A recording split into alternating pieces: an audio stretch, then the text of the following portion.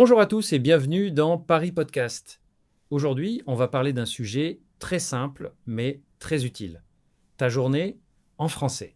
Exactement. Ici Emma, votre hôte, et avec moi aujourd'hui c'est Lucas. Lucas, tu es apprenant de français, n'est-ce pas? Oui, c'est ça. J'apprends le français depuis environ 1 an. Et je dois dire que parler de ma journée, ça semble facile, mais en réalité, il y a beaucoup de vocabulaire à connaître. C'est vrai. Mais justement, c'est un excellent exercice pour les niveaux A2 et bonne. Aujourd'hui, on va discuter de nos routines quotidiennes, de nos habitudes, bonnes ou mauvaises, et de tout ce qu'on fait pendant une journée typique. Super. Moi, je suis un peu nerveux de parler en français, mais je vais essayer de raconter ma journée honnêtement. Ne t'inquiète pas, on est là pour apprendre ensemble. Alors, commençons par le début. Lucas, à quelle heure tu te réveilles en général? D'habitude, je me réveille à 6h30 du matin. Pas trop tôt, pas trop tard. Mais parfois, j'appuie sur le bouton snooze 2 ou 3 fois. Ah, le snooze. Beaucoup de gens font ça. Moi, je me réveille à 6 heures précises. Je n'utilise jamais le snooze parce que je sais que si je le fais, je vais dormir trop longtemps. Tu as raison, c'est une bonne habitude. Moi, je devrais arrêter le snooze. Donc, après le réveil, je vais directement à la salle de bain, je me lave le visage, je me brosse les dents, et puis je prends une douche. Tu prends ta douche le matin. Moi, je préfère prendre une douche le soir. Je me sens plus propre pour aller au lit. Je comprends. Mais le matin, la douche m'aide à être complètement réveillé. Ensuite, je m'habille, je choisis mes vêtements la veille, comme ça, je gagne du temps. C'est une très bonne astuce. Préparer ses affaires la veille, ça évite le stress le matin. Et qu'est-ce que tu manges au petit déjeuner? Mon petit déjeuner est assez simple. Je prends un bol de céréales avec du lait, ou parfois des tartines de pain avec de la confiture, et bien sûr, un grand café noir. Sans café, je ne peux pas commencer ma journée. Moi, je ne bois pas de café. Je préfère du thé vert. Et je mange toujours un yaourt et un fruit. Par exemple, une banane ou une pomme. C'est léger, mais ça donne de l'énergie. Toi, tu as de très bonnes habitudes alimentaires. Moi, je sais que je devrais manger plus de fruits. Après le petit déjeuner, je prépare mon sac pour le travail. Je mets mon ordinateur, ma bouteille d'eau et mon livre de français. Tu étudies le français en dehors du travail. C'est génial. Oui, j'essaie d'étudier un peu chaque jour. Le matin, pendant le trajet en transport, je regarde des vidéos courtes en français. Et le soir, je fais des exercices de grammaire. C'est exactement ce qu'il faut faire pour progresser. Un peu chaque jour, c'est mieux que beaucoup une fois par semaine. Bon, alors, comment tu vas au travail? Tu prends la voiture, les transports en commun? Je prends le métro. Mon travail est à environ 30 minutes de chez moi. Je prends 2 lignes de métro. Pendant le trajet, je m'assois et je mets mes écouteurs. J'écoute des podcasts comme Paris Podcast, bien sûr, et je révise mon vocabulaire. C'est parfait. Utiliser le temps de transport pour apprendre, c'est très intelligent. Moi, je vais au travail à vélo. J'habite à seulement 15 minutes de mon bureau.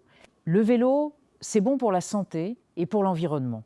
J'aimerais faire du vélo aussi, mais ma ville est un peu dangereuse pour les cyclistes. Et toi, à quelle heure tu commences à travailler? Je commence à 9 heures, j'arrive au bureau vers 8h45, je m'installe, je bois mon thé et je regarde mes emails. Et toi? Je commence à 8h30, donc je quitte la maison à 8h. Le matin, je fais toujours la même chose. Je m'assois à mon bureau, j'allume mon ordinateur et je fais une petite liste des choses à faire. Faire une liste, c'est une excellente habitude, ça t'aide à rester organisé. Moi, je note tout dans une application sur mon téléphone. Qu'est-ce que tu fais comme travail? Je travaille dans un bureau. Je suis assistant administratif.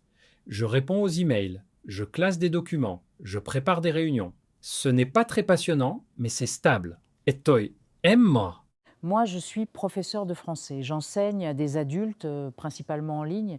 Donc, mon bureau, c'est chez moi. Je donne des cours de français sur une plateforme vidéo. Ah, c'est génial. Donc tu parles français toute la journée? Oui, exactement. Et j'adore ça. Mais parfois, c'est fatigant de parler beaucoup. J'ai besoin de pauses régulières. Lucas, est-ce que tu fais des pauses pendant ta journée de travail? Bien sûr. Je prends une petite pause à 10h30. Je me lève, je marche un peu, je bois de l'eau. Et parfois, je discute avec mes collègues. En France, on dit faire la pause café, même si je ne bois pas toujours de café. Bah, c'est vrai, la pause café est très importante dans la culture française. C'est un moment pour se détendre et socialiser. Et tu prends combien de temps pour le déjeuner? Normalement, 1 heure. Je commence à midi et je finis à 13h. Je mange souvent à la cantine de l'entreprise. La cantine n'est pas incroyable, mais c'est pratique et pas trop cher. Parfois, je sors avec des collègues pour manger un sandwich dans un parc. Manger dehors quand il fait beau, c'est agréable. Moi, comme je travaille à la maison, je prépare mon déjeuner moi-même. Je cuisine des plats simples, des pâtes, du riz avec des légumes ou une salade. Je n'aime pas perdre trop de temps à cuisiner le midi. Tu as de la chance de pouvoir cuisiner chez toi. Moi, je n'ai pas de cuisine au bureau. Alors, je mange ce qu'il y a. Après le déjeuner, je reprends le travail à 13 heures. L'après-midi, je suis parfois fatigué. J'essaie de faire des choses faciles, comme répondre aux emails. C'est normal d'être fatigué l'après-midi. Beaucoup de gens ont un coup de barre vers 15 heures. Moi, je fais une petite sieste de 20 minutes après le déjeuner. C'est une bonne habitude. Vraiment? Tu as le temps de faire une sieste? Oui, parce que je travaille à domicile, c'est un avantage. Mais au bureau, on ne peut pas faire de sieste, malheureusement. Alors, à quelle heure tu finis ton travail? Je finis à 10 à 7 heures. Donc, ma journée de travail dure 8h30, avec une pause déjeuner d'1 heure. Après le travail, je suis content de rentrer chez moi. Le trajet du retour est similaire. Je prends le métro, mais cette fois-ci, je suis plus fatigué. Je comprends. Le soir, la plupart des gens sont fatigués et ont envie de se reposer. Lucas, qu'est-ce que tu fais après le travail? Généralement, je rentre chez moi vers 10 à 7h30. Je me change, je mets des vêtements confortables. Ensuite, je me repose pendant une demi-heure. Je regarde mon téléphone, je scrolle un peu sur les réseaux sociaux. Attention aux réseaux sociaux, on peut perdre beaucoup de temps. Moi, j'essaie de limiter mon temps sur Instagram et TikTok. C'est une mauvaise habitude, je crois. Oui, c'est vrai. Parfois, je passe 1 heure à regarder des vidéos sans même m'en rendre compte. C'est une très mauvaise habitude. Je devrais faire autre chose, comme lire ou faire du sport. Si ce podcast vous aide à apprendre le français, abonnez-vous à Paris Podcast. Votre soutien nous permet de continuer à créer de nouveaux épisodes. C'est une bonne idée de s'abonner. Moi, je suis abonné, bien sûr. Donc, pour revenir à ma routine, après cette petite pause, j'essaie de faire du sport. Je ne fais pas du sport tous les jours, mais 3 fois par semaine. Je vais à la salle de sport ou je fais un jogging dans le parc. 3 fois par semaine, c'est très bien. Le sport est important pour la santé. Moi, je fais du yoga tous les matins pendant 20 minutes. C'est plus calme, mais ça m'aide à rester flexible et à respirer mieux. Le yoga, c'est intéressant. J'aimerais essayer un jour, mais pour l'instant, je préfère courir. Courir me vide la tête. Après le sport, je prends une douche et ensuite, je commence à étudier le français. Tu étudies le français après le sport, tu n'es pas trop fatigué? Parfois, oui. Mais j'ai remarqué que mon cerveau fonctionne mieux après une activité physique. Donc, j'étudie environ 1 heure. Je fais des exercices de grammaire, j'apprends du nouveau vocabulaire et je regarde une vidéo en français sans sous-titres. C'est une excellente méthode. L'immersion est très importante. Et tu utilises quelles ressources? J'utilise une application pour le vocabulaire, un site web pour la grammaire et bien sûr ton podcast. J'écoute aussi des chansons françaises. J'aime beaucoup les chanteurs comme Stromae et Angèle. Ah, très bon choix. Leurs paroles sont intéressantes et pas trop difficiles. Continue à écouter de la musique française, c'est une très bonne idée pour améliorer ta compréhension. Merci. Donc, après mon heure d'étude, il est souvent 10 à 8h30 ou 10 à 9h. Ensuite, je prépare le dîner. Je cuisine des choses simples, comme des pâtes, du riz avec des légumes ou des œufs. Je n'aime pas passer plus de 30 minutes à cuisiner. Moi, je cuisine souvent des plats plus élaborés le soir. J'aime prendre mon temps. Parfois, je prépare une soupe maison ou un gratin. Et toi, Lucas, tu dînes à quelle heure? Je dîne vers 10 à 9h30. Je mange seul la plupart du temps. Parfois, j'invite un ami, mais c'est rare. Je mange devant la télé ou en écoutant un podcast. Manger seul, c'est pas grave, mais c'est plus agréable de partager un repas. Moi, je dîne avec mon mari tous les soirs. On discute de notre journée. C'est un moment important pour nous. Ça a l'air sympa. Moi, je suis célibataire, donc je mange souvent seul. Mais je ne me plains pas. J'ai l'habitude. Après le dîner, je fais la vaisselle. Je n'aime pas laisser la vaisselle pour le lendemain matin. C'est une bonne habitude, je pense.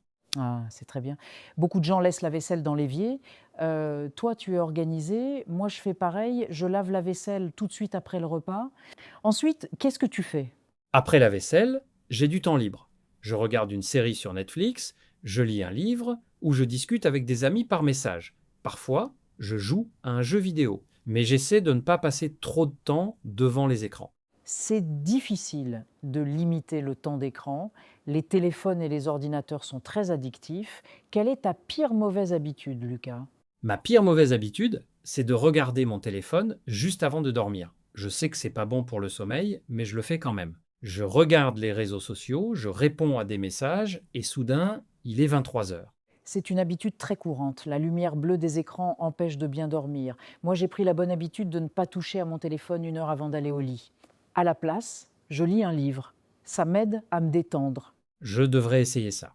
Je vais essayer de lire au lieu de regarder mon téléphone. J'ai plusieurs livres en français que je n'ai pas encore lus. Mais c'est difficile de changer ses habitudes.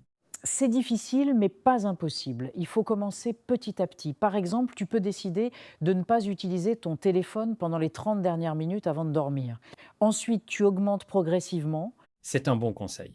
Je vais essayer. Donc, ma routine du soir, vers 20 et 1 heure, je commence à me préparer pour dormir. Je me brosse les dents, je me lave le visage, je mets mon pyjama.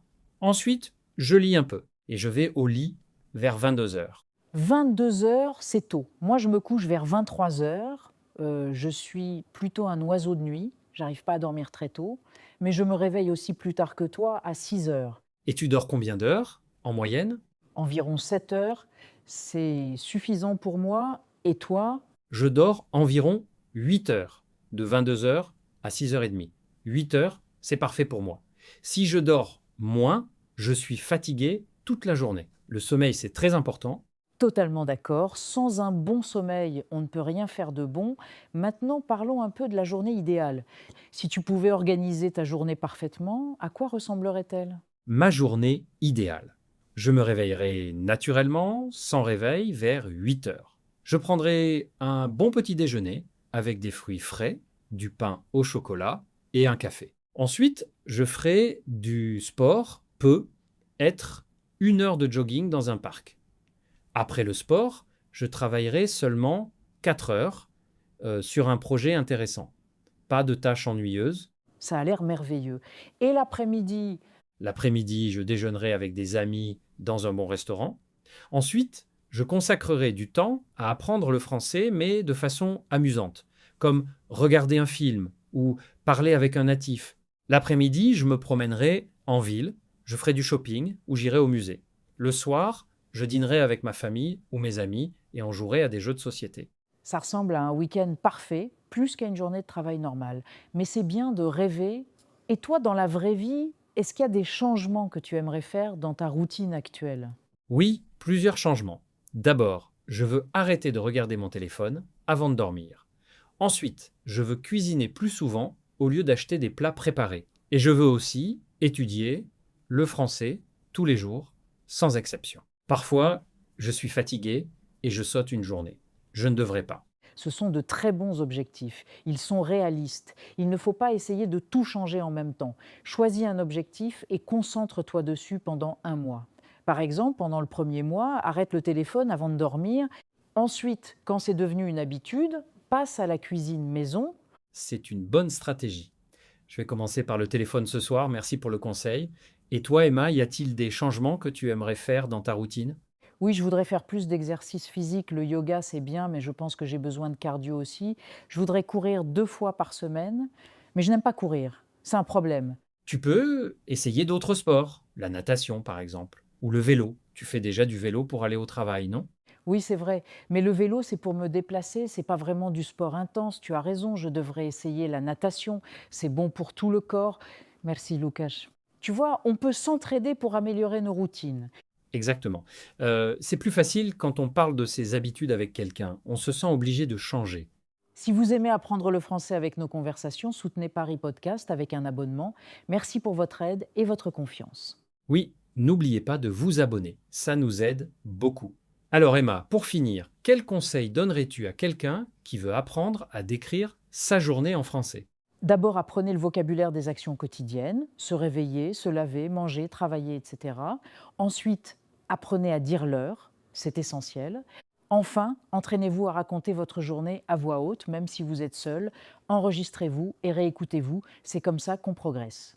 Très bon conseil. Moi, j'ajouterais, ne cherchez pas à être parfait.